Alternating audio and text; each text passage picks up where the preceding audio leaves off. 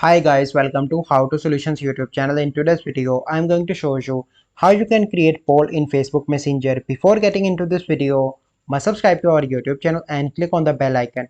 So the first step you need to do is to open Facebook Messenger and then you need to select any group chat. So let me select a group chat here. So here is my group chat and then you need to click on the icon in the left bottom corner and then you need to click on polls and here you need to enter your question. So I'm going to enter what is your favorite color,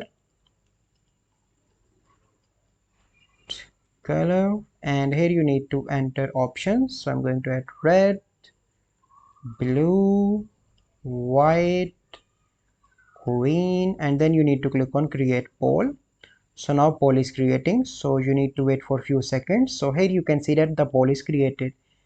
So click on one more option. So here you can see all options, and if you want you can add more options.